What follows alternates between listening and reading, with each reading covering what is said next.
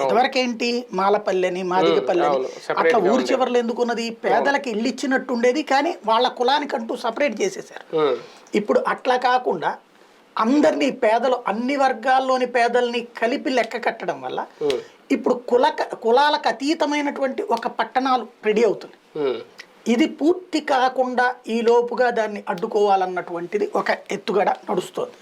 టిడ్కో ఇళ్ళు పూర్తి కాకపోతే ఏనాడు వార్తలు రాయినటువంటి వాళ్ళు వాడికి చిట్ట చివరికి ప్రభుత్వం దిగిపోయే రోజున కూడా ఇల్లు రాలేదు కదా. కానీ గృహప్రవేశం ఆర్భాటం 20 లక్షల మందికి వచ్చేసిందని అబద్ధాలు రాశారు కదా. నిజంగా 20 లక్షల మందికి వచ్చిందా? చివరికి ఎంత లెక్క తేలింది? 80,000. ఆ 80,000లో పూర్తయిన ఎంతమందికి? 8,000. అది కూడా 80% పూర్తయి. అంటే ఒక్కళ్ళకు కూడా ఇల్లు ఇవ్వకుండా 20 లక్షల మందికి ఇల్లు ఇచ్చినట్టుగా ప్రజల్ని మోసం చేశారు కదా. అదే ముంబైలో అంతే అంటారు కదా. ముంబై సినిమా చూపించారు కదా. పక్కాగా టిడ్కో ఇళ్లలో ఒక్కళ్ళు కూడా గృహప్రవేశం చేయకుండానే 20 లక్షల మంది ఇళ్లలో ఉన్నారు అని భ్రమ కల్పించడం అనేది ఎంత పచ్చిదగా. రెండవది, ఇవాళ అదే స్కూళ్ళకి సంబంధించి జన్మభూమి అనేటువంటి ఒక పథకం